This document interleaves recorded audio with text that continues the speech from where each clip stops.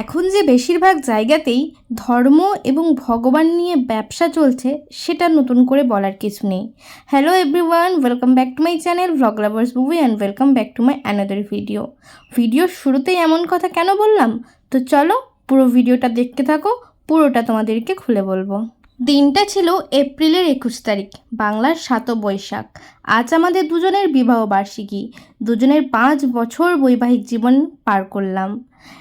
প্রথম বছর বাদ দিয়ে প্রায় 4 বছর ধরেই আমরা এই বিবাহবার্ষিকীর দিনটা কোনো না কোনো জায়গায় পুজো দিয়েই শুরু করি। আজকেও অন্যথা হয়নি। আজকেও সকাল সকাল স্নান টান করে সুন্দর করে দুজন মিলে সাজুগুজু করে চলে গেছিলাম আমাদের বীরভূমের যে ইস্কন মন্দির আছে সেখানে। শুধু আমরা দুজনে গেছিলাম এমনটা না, সাথে আমার বাবা মা তারাও গেছিলো। আমি আর আমার বর গেছিলাম স্কুটিতে, বাবা আর মা গেছিল বাইকে। মোট 4 জন আমরা গেছিলাম সেদিন ইস্কন। আমার মা বাবা কিছুদিন আগে বৃন্দাবন থেকে এসেছে। আমাদের এখানে কথায় আছে বৃন্দাবন থেকে এসে নাকি বাঁকারায়ের মাটিতে পা দিতে হয়। এখানে যে শুধু ইস্কন মন্দির আছে এমনটা না, এখানে বাঁকারায়, জগন্নাথ মন্দির, এই শহর নিতাই বাড়ি সমস্ত কিছু আছে। সমস্তটা তোমাদেরকে ঘুরে দেখাবো। প্রথমেই আমরা গেছিলাম বীরচন্দ্রপুরে বাঁকারায় মন্দিরে। কথাতে আছে এখানকার কৃষ্ণ নাকি বেঁকে অবস্থান করেন, সেই জন্য এখানকার নাম হয়েছে বাঁকারায়। এখানের প্রায় বেশিরভাগ জায়গাতেই ভিডিও করা বা ছবি তোলা মানা আছে। এই মানা নিষেধাজ্ঞা একদম তোয়াজ না করে যেটুকু লুকিয়ে চুরিয়ে পেরেছি ভিডিও করেছি, এবং ভিডিওটা তোমাদের সকলকে দেখার জন্য অনুরোধ করলাম। এখানে এসে যে এক অসাধারণ প্রতিভার সম্মুখীন হব সেটা আমি ভাবতে পারিনি। একজনের সাথে দেখা হলো যিনি চোখে দেখতে পান না, অথচ তার বাঁশির সুর যেন অসাধারণ। এখানে এসে জানতে পারলাম তিনি নাকি এই মন্দিরেই রোজ এসে বাঁশি বাজান এবং বাঁশি বাজিয়ে কৃষ্ণকে শোনান।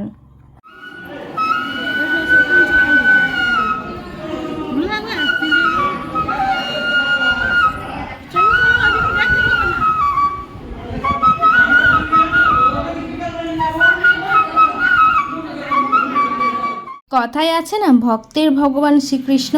ভগবান শ্রীকৃষ্ণ ঠিক খুঁজে খুঁজে তার ভক্তকে তার কাছে রেখে দিয়েছেন। বাঁকারায় থেকে বেরিয়ে এসেছিলাম জগন্নাথ মন্দিরে। এটা হচ্ছে বীরচন্দ্রপুরের জগন্নাথ মন্দির। সিঁড়িতে উঠতে দুই দিকে শ্রীকৃষ্ণের যে 10 অবতার আছে সেই 10 অবতারের মূর্তি খনন করা আছে। এই যে জগন্নাথ মন্দির, এখানে লেখা ছিল ভিডিও করলে নাকি 500 টাকা জরিমানা। সেই সমস্ত রিস্ক নিয়েও আমি কিন্তু ভিডিও করেছি। এই জগন্নাথ মন্দিরের পুরো মন্দির জুড়ে রয়েছে নানা কারুকার্য। এখানে শ্রীকৃষ্ণের যত অবতার আছে সেই সমস্ত সহ বিমলা দেবী, মাতা কমলা, এনাদেরও প্রতিমা তৈরি করা রয়েছেন। তোমরা যদি একবার এই বীরভূমের বীরচন্দ্রপুরের মাটিতে পা দাও, এখানে তোমরা একের পর এক ভগবান শ্রীকৃষ্ণের নানা লীলা দেখতে পাবে এবং সেই সমস্ত লীলার নানা রকম ব্যাখ্যা পাবে। এই মন্দিরের চারিদিকেই ভগবান শ্রীকৃষ্ণের নানা অবতারের কারুকার্য তো তোমরা দেখতেই পাচ্ছ। এখানে মৎস্য, কুর্ম, বরাহ, পরশুরাম, রাম, নৃসিংহ সমস্ত অবতারেরই কারুকার্য মূর্তি তোমরা এখানে দেখতে পাবে। এবং পিছন দিকে রয়েছে মা কমলা দেবী। মাতা কমলা দেবী হলেন মা লক্ষ্মীর আরেক রূপ।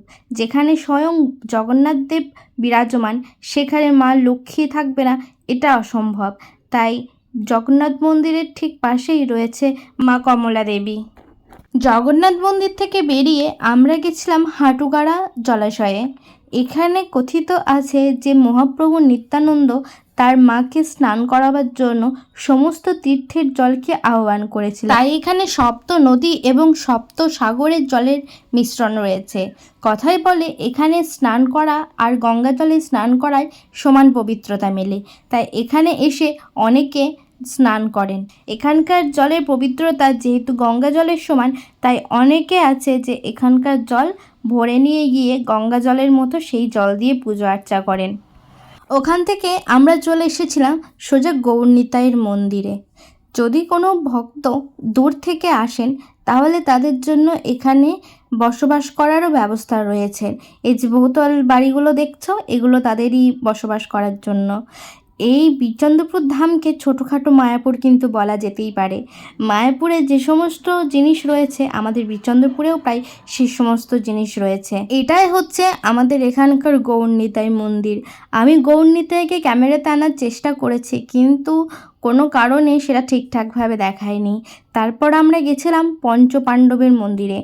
কথায় আছে পঞ্চপাণ্ডব নাকি যখন অজ্ঞাতবাসে ছিলেন তখন তারা এই বীরচন্দ্রপুরে এসেছিলেন, তাদের মূর্তিও সেখানে ছিল।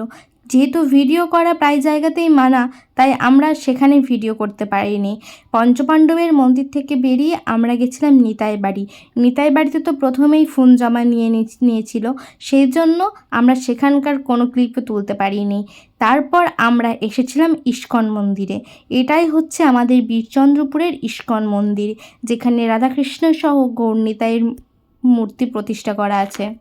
দুপুর 12টা নাগাদ আমাদের মন্দির বন্ধ হওয়ার কথা ছিল, কিন্তু আমরা 12:15টাতে গিয়েও মন্দির বন্ধ পেয়েছিলাম।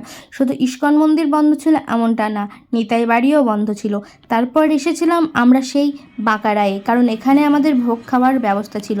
কিন্তু এখানের ভোগ খাওয়ার যে এক্সপিরিয়েন্স কীরকম সেটা তোমাদেরকে বলছি। এখানে ভোগ খেতে এসে পার হেড কুপনের টাকা নিয়েছিল 70 টাকা করে, তাই আমাদের 4 জনের 280 টাকা হয়েছিল।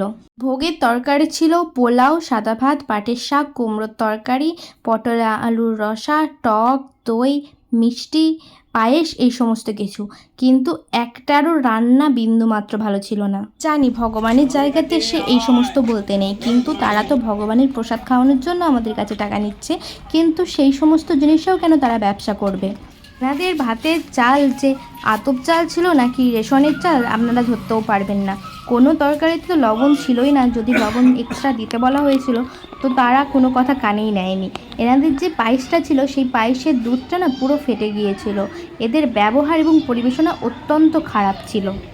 আমাদের প্রথমে ঠিক হয়েছিল যে আমরা ইস্কন মন্দিরে খাবো, কিন্তু বারবার তো ইস্কন মন্দিরে খাই, সেই জন্য ভাবলাম যে একবার না হয় বাঁকারায়েই খাওয়া যাক। এদের যে ব্যবহার এরকম হবে সত্যি আমরা জানতাম না, জানলে কখনো এখানে খেতাম না। তো এই ছিল আজকে আমার ভিডিও। কেমন লাগলো জানিও, আশা করছি ভালো লাগবে। দেখা হবে পরে কোনো ভিডিওতে। রাধে রাধে।